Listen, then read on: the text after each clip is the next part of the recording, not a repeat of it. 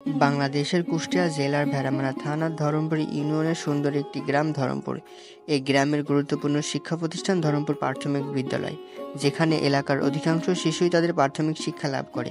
আমি নিজেও এই বিদ্যালয় থেকে প্রাথমিক শিক্ষা গ্রহণ করেছি। ধরমপুর প্রাথমিক বিদ্যালয়ে রয়েছে দুটি দোতলা বিশিষ্ট ভবন, যা স্কুলকে অবকাঠামোগত দৃঢ় ও আধুনিক করেছে। স্কুলের চারপাশে বাউন্ডারি রয়েছে, যা কনক্রিট ও লোহা দিয়ে সুন্দর ডিজাইন করা।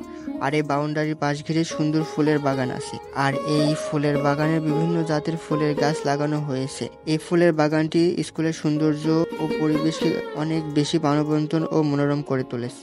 স্কুলের ক্লাস শুরু হওয়ার কিছুক্ষণ আগে লক্ষ্য করা যায় ছাত্রছাত্রীরা স্কুল প্রাঙ্গণে খেলাধুলা, হই হুল্লোড় ও গল্পগুজব করছে। সেই পুরনো ক্লাসরুম, সেই পুরনো বেঞ্চ, কেমন জানি মনে হচ্ছে সবকিছু ছোট হয়ে গেছে, কিন্তু আসলে কি তাই? বেঞ্চ, ক্লাসরুম সবই আগের মতোই রয়েছে, কিন্তু আমি সেই আগের মতো নেই। যেহেতু বয়স বাড়ার সাথে সাথে প্রত্যেকটা মানুষের শারীরিক বৃদ্ধি ঘটে, এই কারণে মনে হচ্ছে স্কুলের বেঞ্চ, ক্লাসরুম সবকিছুই কেন জানি ছোট হয়ে গেছে। ছোট হবেই বা না কেন, এখন শহরের বড় কলেজের পড়াশোনা যা এই গ্রামের ছোট স্কুলটার তুলনায় অনেক বিশাল ও বৃহৎ। কলেজের বিশাল বিশাল ভবন ও বড় বড় ক্লাসরুম দেখে অভ্যস্ত হওয়ায় এখন কেমন জানি মনে হচ্ছে এই স্কুলের সবকিছু ছোট হয়ে গেছে। আমি এই বিদ্যালয় থেকে প্রাথমিক পড়াশোনা শেষ করে ধরমপুর মাধ্যমিক বিদ্যালয়ে মাধ্যমিক শিক্ষা সম্পন্ন করেছি। তারপর কুষ্টিয়ার একটি diploma engineering institute, Kushtia polytechnic ইনস্টিটিউটে ভর্তি হয়ে পড়াশোনা চালিয়ে যাচ্ছি। ধরমপুর প্রাথমিক বিদ্যালয়ের দিনগুলো যেন রঙিন ছবির অ্যালবাম, যেখানে প্রতিটি পৃষ্ঠায় হাসি, দুষ্টামি আর স্বপ্ন